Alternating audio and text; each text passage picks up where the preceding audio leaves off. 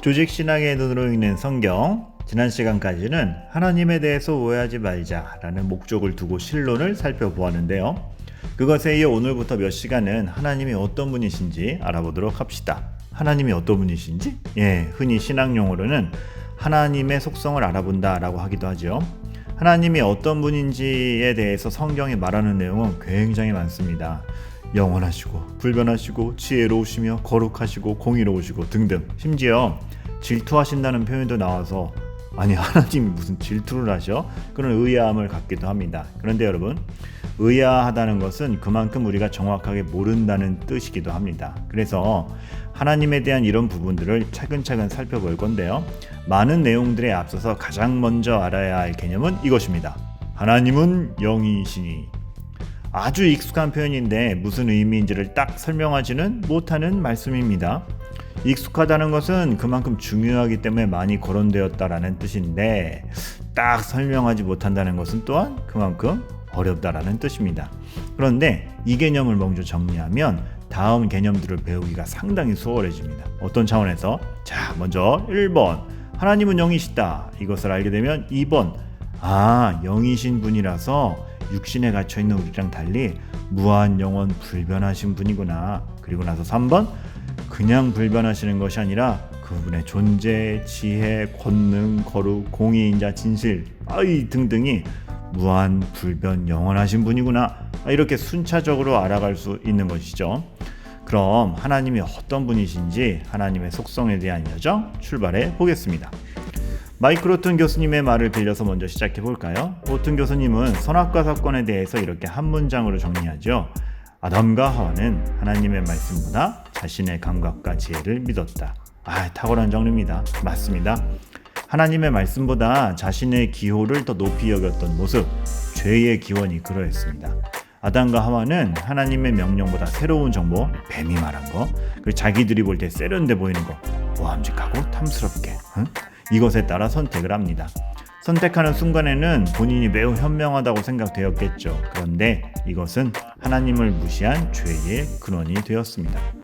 그렇기 때문에 알게 되는 여기서 중요한 원리 하나, 우리 눈에 보이는 그 어떤 감각과 우리를 설득하는 그 어떤 정보보다 하나님과 그분의 말씀이 중심이 되어야 한다는 것. 자, 이렇게 볼 때 10계명의 두 번째 명령이 다시 보입니다. 그 안에 묻어있는 의미의 무게감이 엄청난 것을 알게 되죠. 출애굽기 20장 4절 5절 너를 위하여 새긴 우상을 만들지 말고 또 위로 하늘에 있는 것이나 아래로 땅에 있는 것이나 땅 아래 물속에 있는 것에 어떤 형상도 만들지 말며 그것들에게 절하지 말며 그것들을 섬기지 말라. 하나님은 신존재를 아무 형상으로도 표현하지 말도록 하십니다. 우리의 감각과 경험으로 하나님을 재단하지 말라는 뜻입니다. 하나님보다 우리의 감각과 경험을 우선하지 말라는 그런 말씀입니다. 십계명을 받은 당시 특히나 애굽에서 살았던 그 문화를 보면 인간의 감각과 경험을 우선하는 아주 전형적인 시대였습니다. 눈으로 감지되는 자연현상, 생업과 관련된 생물들, 몸과 경험으로 체감되는 모든 것을 우상으로 만들어 섬기던 그런 시대였기 때문입니다. 그런데 질문 하나. 그렇다면 당시 사람들은 그렇게 만든 신들을 정말 경외했을까요? 겉모습은 경배하고 두려워하는 것 같아도 결국은 자신들의 정보로 분석하고 자기 마음대로 표현하고 자신의 삶의 안전을 위해 조정하려는 대상물에 지나지 않았습니다. 신에 대한 상징물을 만든다? 지극정성으로 제사의식을 하는 것이 많이 높이 여기는 듯 보이지만 결국 신과의 적절점을 만들어 필요에 따라 내 정성으로 이렇게 막 불러드리겠다라는 것이죠.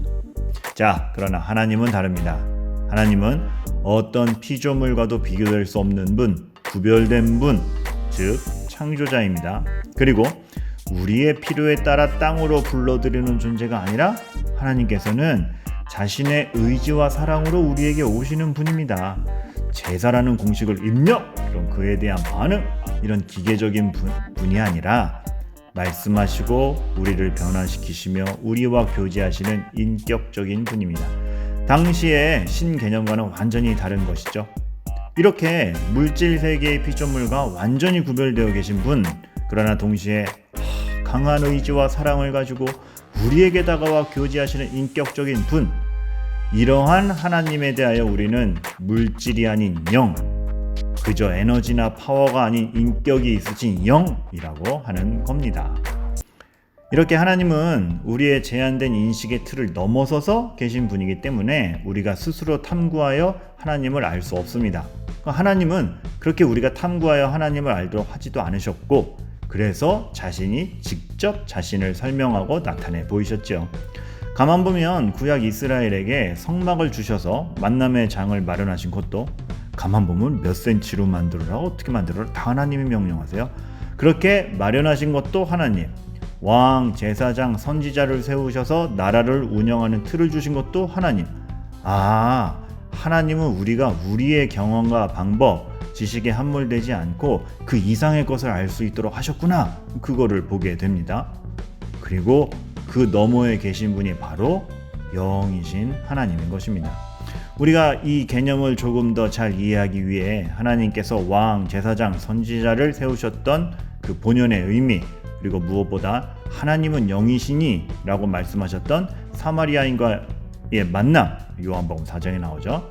이것을 이어서 다음 시간에 살펴보도록 하겠습니다. 뭔가 알듯 말듯한데, 육신이 없고 영이시라면 우리보다 뭔가 덜 갖추셨다는 거 아닌가? 그건 아닐 텐데. 다음 주에 또 배워야겠다.